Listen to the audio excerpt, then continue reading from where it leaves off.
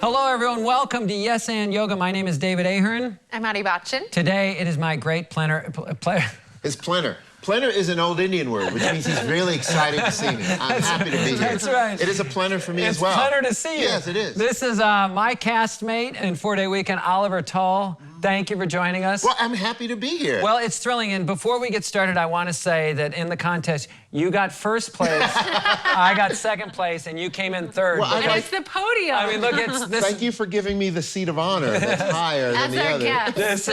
It's the podium of Oliver right here. Congratulations on your gold medal victory. Well, thank you very much. Nice. It's actually because I can't do what they do. They sit down and their legs, they fold their legs like it's a, I don't even know how to describe it. I can't do that. They call it easy pose. Easy. Yeah. What's easy about it? I call it not so easy. Yeah, pose. it's not so easy. You know what, though? Seriously, I couldn't sit in easy pose 2 Really? years ago. I still barely can. You can see I'm up. She's not as up as I am. Well, she's on the floor, She's on the floor. Yeah. She does that to humor me. Swear to God. I have to be honest. I literally, when I said this earlier, I was being serious. I haven't sat like this since I was 5 years old. I can't do it. It looks so natural. Yeah, it does, really. Yeah, I have all the cushions. Right now, there's an old woman on a sofa sitting on a bare sofa because I got all her cushions. You got all the cushions. Yeah. Well, you know what? Here's the thing. I've known you, 30 years I've known you, yeah. right?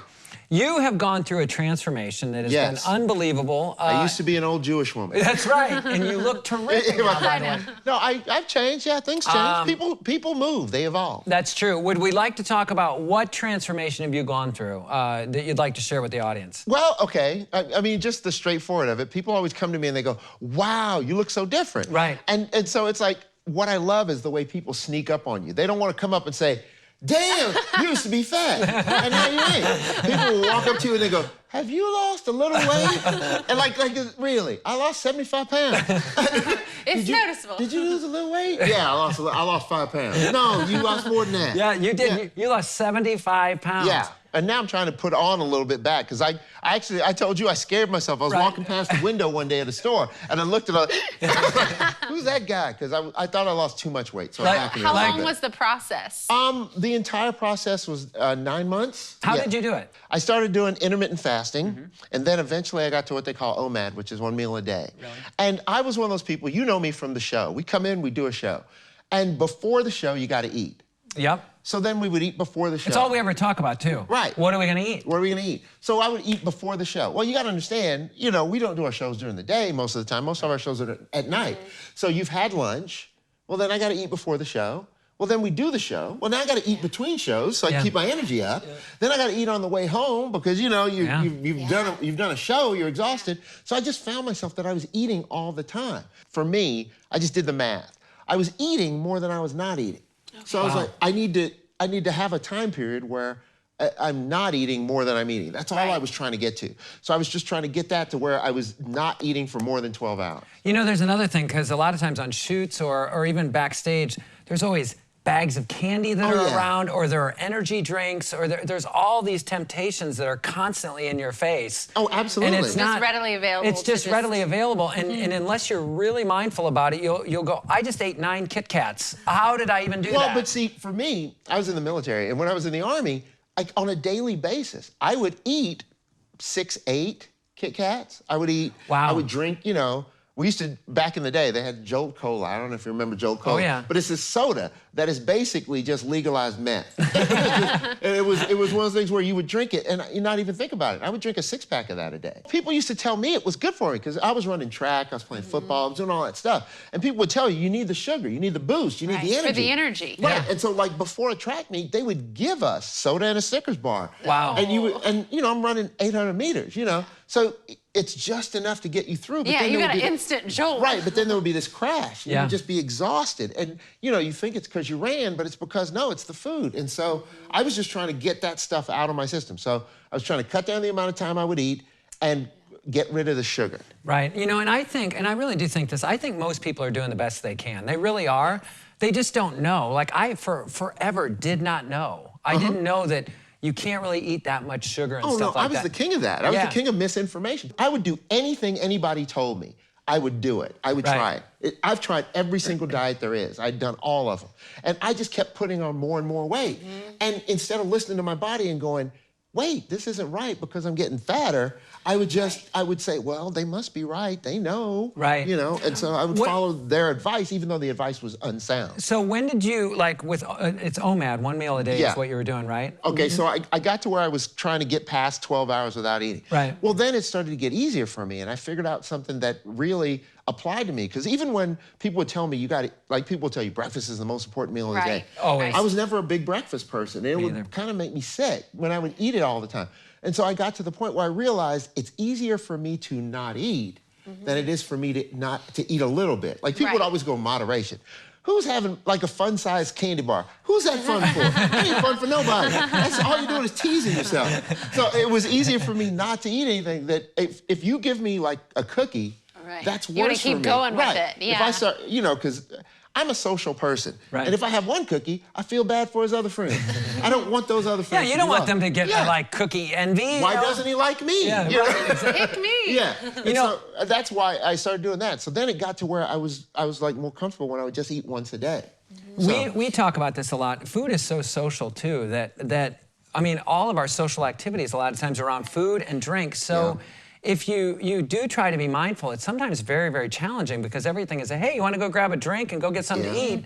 Meet me for lunch. Absolutely, Meet me for dinner. Meet me for... And so everything is around it. So a lot of times when you start making different choices of eating 1 meal a day, people kind of take offense to it. Like they're like they take it as an affront to them. Well, people are mad at you. They're like, or they'll tell you something, you know, you're gonna hurt yourself, or that's bad for you, or whatever. Right. And it's like, I was one of those people. When I was 235 pounds, I was a fitness expert. I could tell you all about stuff, but it wasn't in action in my life. And so I think that you have to, I say it all the time now, I say nothing succeeds like success. That's right. If somebody's doing something that works for them, do that. You know, I'm a great believer also that, you know, allow somebody's results speak for themselves. Absolutely. You know, because a lot of times people will tell you these things, like you need to eat this way and this way and this way, and it's like, but you're easily 50 pounds overweight. And I'm not trying to judge them, but it's like, you're like, why am I listening to you if I can't see the evidence of your success? Well, what I said to you was, I'm done taking financial advice from broke people. Right. People who ain't got no money always want to tell you, here's how you make money. Here's what you need to do. And, you know, or somebody, I had a drill sergeant when I was in the Army, and he said, I can always tell, if I look at your car, I can tell anything about your life. Wow. If I look at your car, I can tell if you take care of your room, if you clean your weapon. I can tell all that just by looking at your car.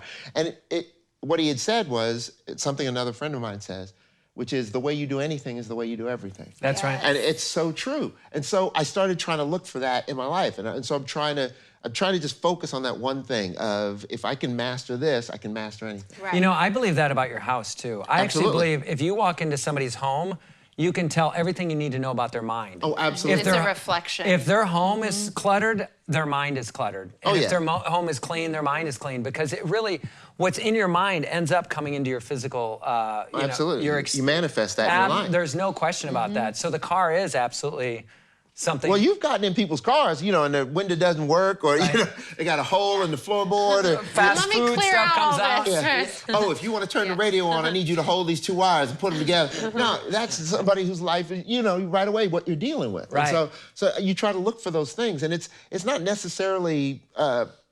Sometimes people will get mad at you. They'll tell you, I don't want to be a minimalist, ascetic monk who's sitting on a hill somewhere far away. And it's like, no, you don't have to do all that. Right. What you're doing is you're just trying to pair your life. It's a Bruce Lee quote that I picked up and it stuck with me. It's life is not about acquisition. It's about the paring away.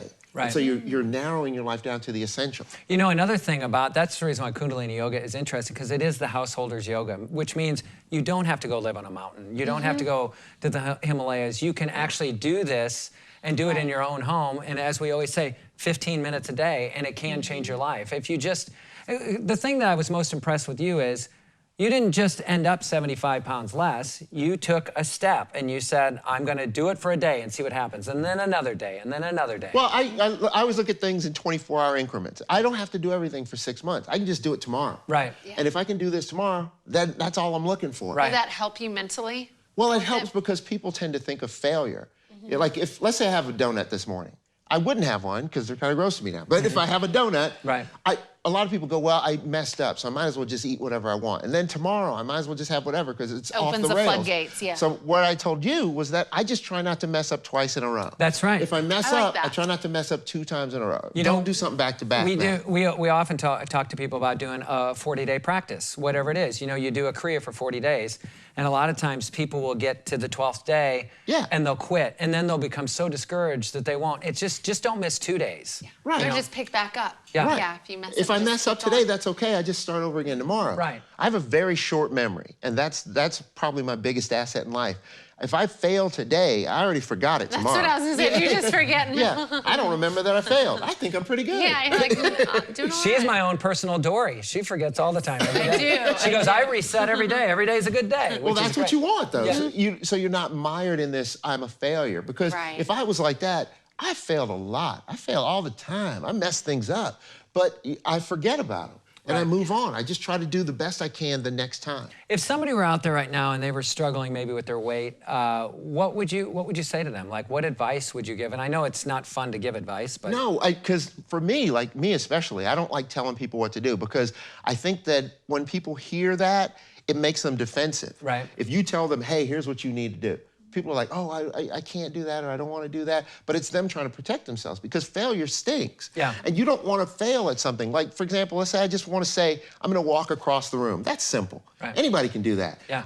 But if I say I want to do something that's hard, there's a chance that I might not succeed. And then I have to look at myself and go, I'm not worthy of that. Right, right. When that's not true at all. Yeah. So I would say, just try to do something. I always try to oversimplify stuff. That's why I did OMAD, because I don't want to count calories. I'm not good at it. And I'm not good at making sure I don't do this and don't do that. I need a simple rule, and it was really simple. It was one time, I'm gonna eat once a day, 1 plate, 1 meal, 1 beverage. Because that's been the, like, with your weight loss, it wasn't necessarily attributed to exercise and, like, you Oh, spent, no. like, hours on doing that. It's I been hurt more. myself when I exercised. Okay, I so it's tore up been my more of back, what I you're messed up putting my in your knees. mouth Right. that's made a No, difference. A friend of mine who's really fit, he always said, you find your abs in the kitchen.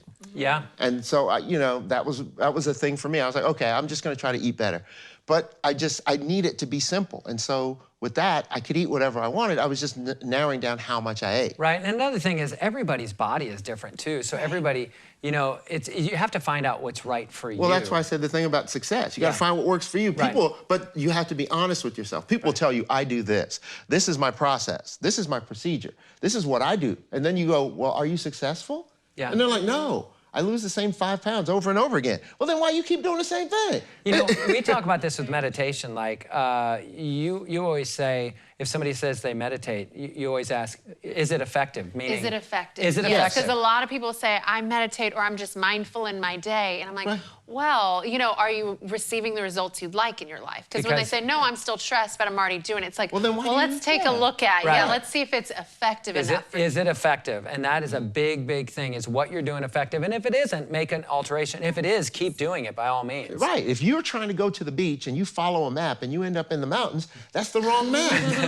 Try a different map. That's a different, you need a different map. Yeah. Well, first of all, honor to have you on the show. Well, thank you very much. show. And thank you for allowing me to sit above the two of you in judgment. When you win the gold medal, you get to sit up higher. That's just Yeah. the way it is. You've won the gold medal of OMAD. Do you Oh, realize that? Congratulations. I came in thank you. second, you came in third. So I'll take sorry. it. I think she won. Well, well, you know what? We talked all of this about OMAD and about yoga. I really feel like it's time to do some yoga. So what do you Yes. guys say? Let's do it, right? Okay. Yes. Ong Namo, and away we go.